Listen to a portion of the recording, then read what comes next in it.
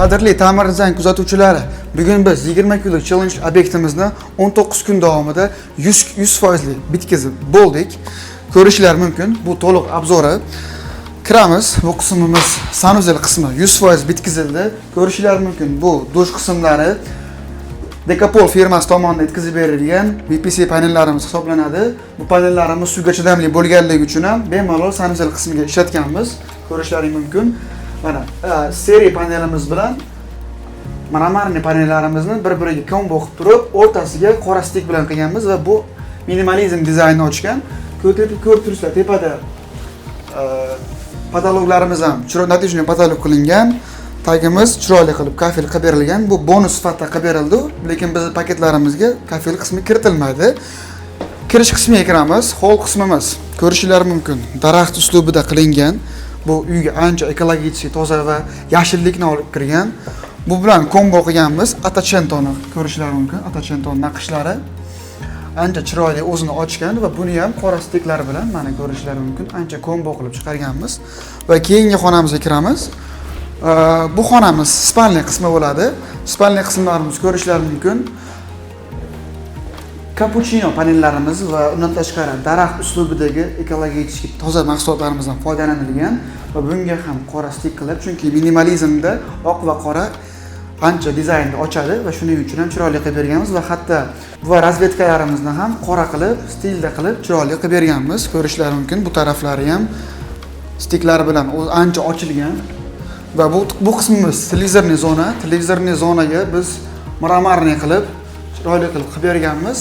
Tepa qismlarini ko'rishingiz mumkin. Natijani patolog qilib, minimalizm stilida chiroqlarni ham shunga o'xshab moslab berganmiz va pol qismimiz eng sifatli laminatlardan foydalanilgan. Bu ham ekologik toza mahsulot bo'ladi va chiroyli qilib berilgan. Keyingi xonamizga kiramiz. Olib kirishingiz bilan bu xonamiz bolalar xonasi. Bu yerda ikkita yangi kichkina bolalar yashaydi. Shuning uchun ham biz chiroyli qilib ko'k rang qilib turib, bolalar xonasiligini tushuntirib berganmiz dizaynda.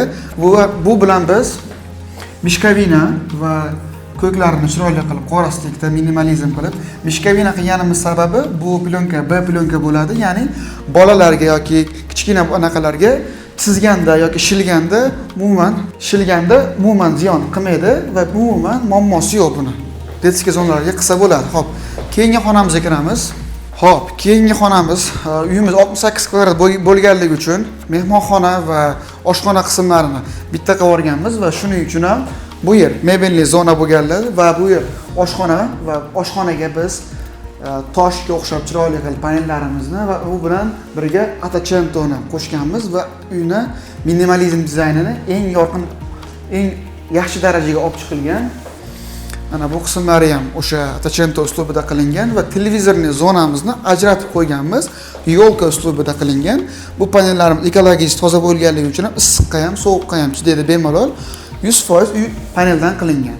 Xo'p, tepa qismlarimiz natijali patolog qilingan va minimalizm dizaynda chiroqlar qo'yilgan.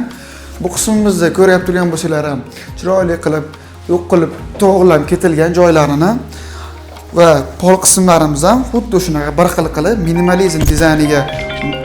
minimalizm dizayniga moslab turib, chiroyli qilib berganmiz.